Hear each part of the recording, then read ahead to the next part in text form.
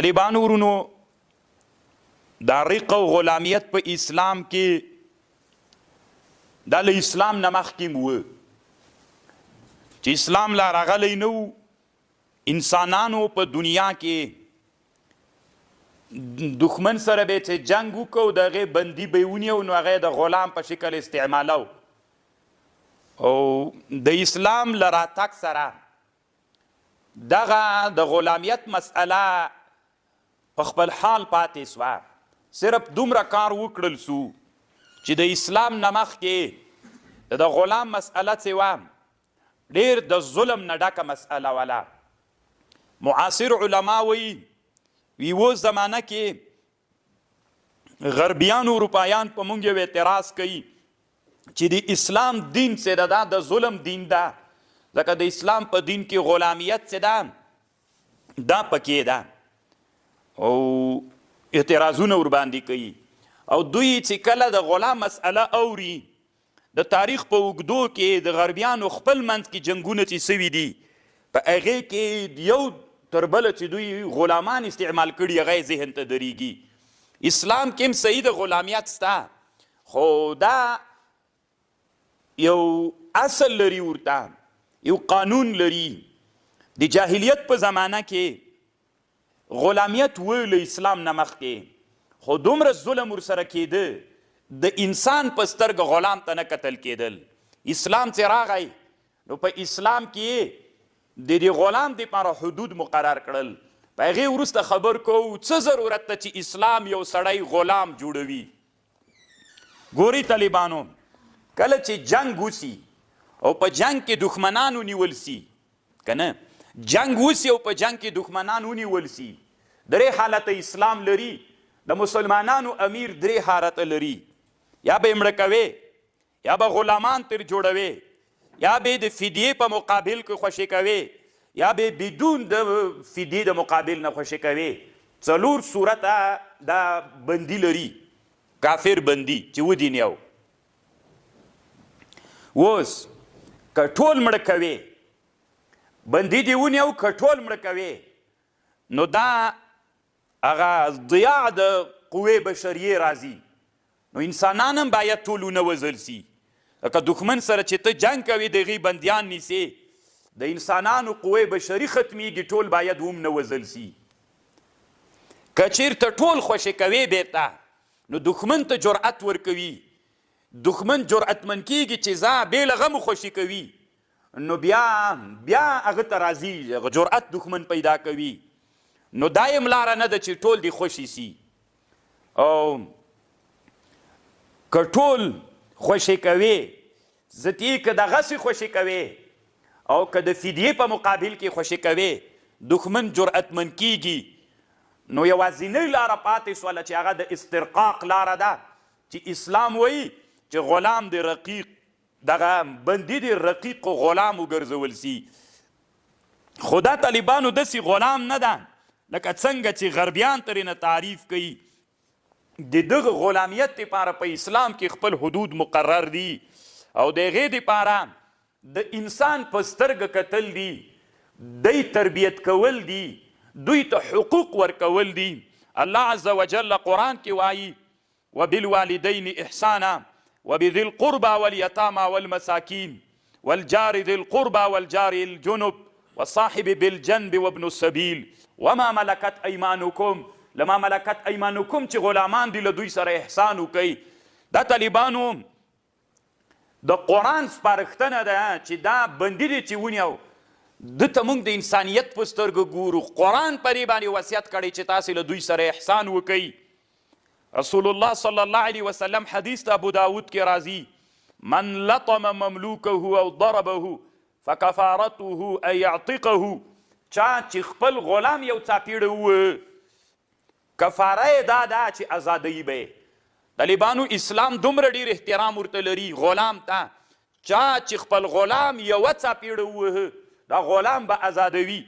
طالبانو ورونو تاسې ته په بخاري کې تیر سو دویم طرف کې نبی صلی الله علیه وسلم چې وفات کېده د نبی علیه السلام اخرینی وصیت دوه شیانول.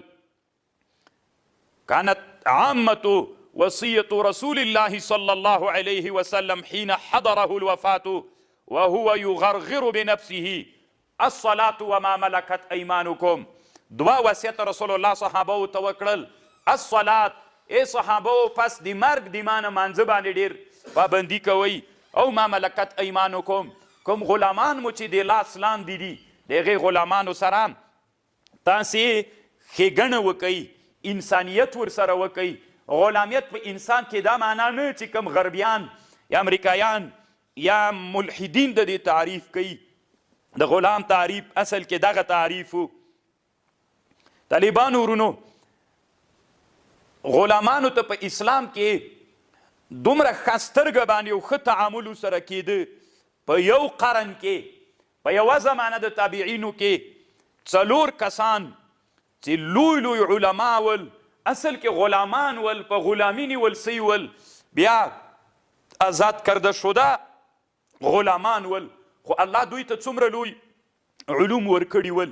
طالبانو په عطاء ابن ابي رباح په نامه باندې یو غلام آزاد کرده شده غلام په مکې مکرمې کې ترېنه د مکې مکرمې ټول سیادت دغه غلام آزاد کرده شده غلام ته ورکړل سوي ول. معتق غلام عطاء ابن ابي رباح دی په مکې کې په یمن کې له لویو علماو د یمن نه طاووس ابن کیسان الیماني معتق آزاد کرده شده غلام.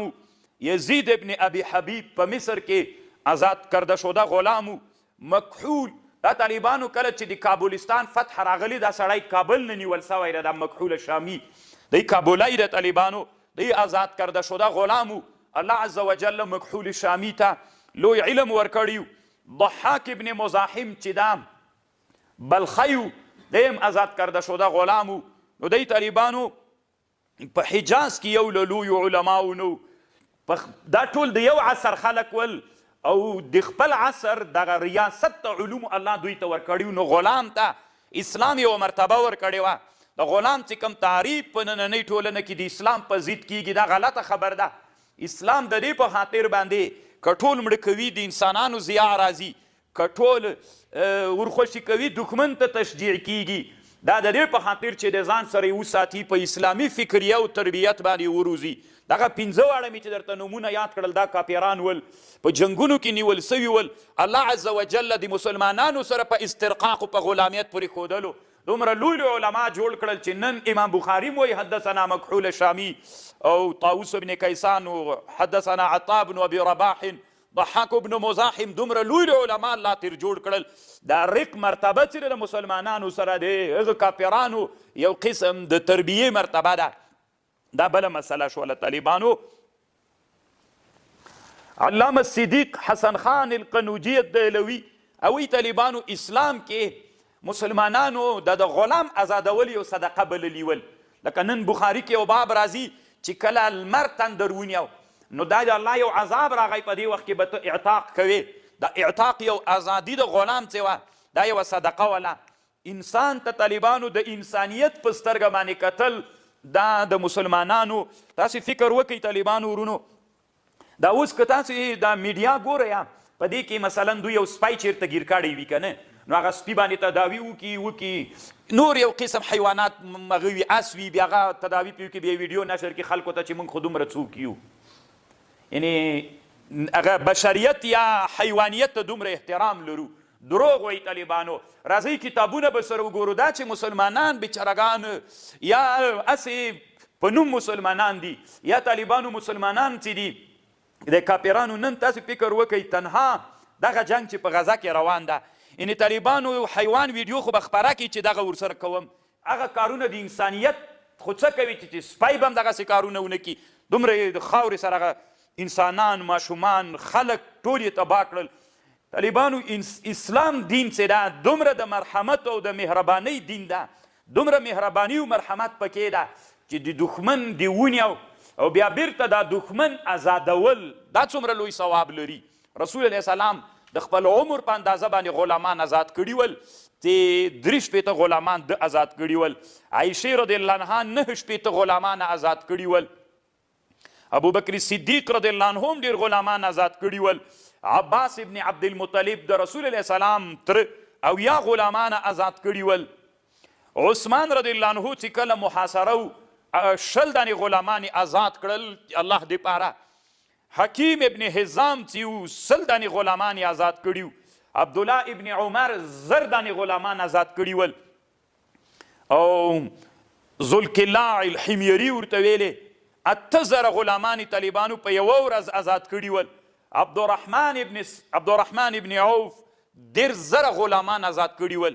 نو علما وایي چې 9,000 او 322 غلامانه دا تنه صحابه و چې هغه په شمار دي تېر نه آزاد کړي ول.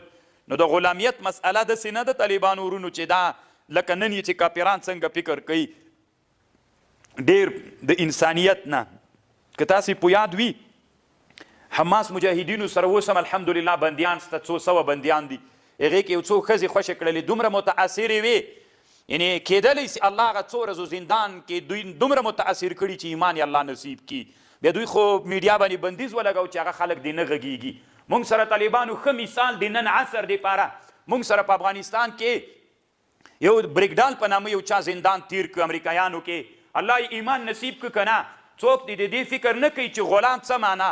غلام نه دوی چې کوم تعریف کوي ټولنې ته چې غلام دا معنا چې اسلام د ظلم دین. ښه مثال یې دا ده یو طالب دې موږ ته راوښیي چې په تیرو 20 کلونو کې د کفر زندان تیر کړی، د ګوانتانامو نه رانیولي، د ابوغریب نه رانیولي او تر بګرامه پورې. یو مجاهد دی د کفر طرف ته ورغلی بیرته چې له زندانه راخلاص شوی دا خو څه کوي چې ګرا پې ټیټ شوی دا لا ډېر په جذبو په ولولو راوتلی. د دوی له موږ سره 2 دانې بندیان ول د امریکایانو، یو د بریکډال په نوم باندې چې اوس هم ابدي زندان و بندیز کفر پې ولګاو ځکه موږ سره بندي و بیرته د مسلمان لاړه. چې مسلمان لاړه موږ سره کافر بندي و طالبانو. اوس ته فکر وکړه غلامیت طریق څه معنا لري. ایمان یې نصیب سو په خپله خوښه. اوس امریکایانو په هغه باندې عمرینن بندیز لګولی ده چې ولې د اسلام راوړی ده، ولې د دښمن سره. د طالبانو ښه مثال د اسلام د چا دین ده. د غلامیت په بحث کې اسلام د چا دین ده؟ د مرحمت او د انسانیت دین ده. بل طالبانو دغه ټومیټویټکس جبریل عمر چې دلته په کابل کې ګرځي راګرځي، اوس هم په کابل کې دا نړیوال پوهنتون کې فکر کوم استازیم کوي، دلته کور ده له خپل وطن نه دلته راغلی استرالیا یې دلته اوسیږي. موږ سره یو زنداني و، وړکی زنداني هم نه و. امریکایانو د دې لپاره رالیږلي و چې د افغانستان د خلکو ذهنونه د طالبانو په ضد، د اسلام په ضد او د کفر په دفاع کې. ځکه د امریکایانو دا عادت ته چې کوم وطن اشغالي هلته یو غټ پوهنتون جوړوي، په لبنان کې لري، دلته کابل کې جوړ کړ چې هغه الله مسلمانانو ته په لاس باندې ورکړ. هغه د پوهنتون استاز ګوره دا وړه خبر نه ده. الله نن اسلام چښتن وګرځاو، نن د امامي او د پټګۍ سره ګرځي، نن الله ته لمونځ کوي، نن جینماز سره ګرځي. نو خو دا یو ښه مثال ده چې غلام په اسلامي ټولنه کې غلام څه معنا لري. که د غلام بد تعبیر وای غلام بده معنا درلودلی ودي. ګوري چې موږ سره په زندان کې چا چې وخت تیر کړی ده په نن عصر کې ژوندی مثال دا ده چې 2 کافرانو موږ سره په زندان کې وخت تیر کړ او د دواړو زندانیانو ایمان هم نصیب سو. دومره له موږ نه متاثر دي چې ځینه بیرته اوس همدلته پروت ته ځینه.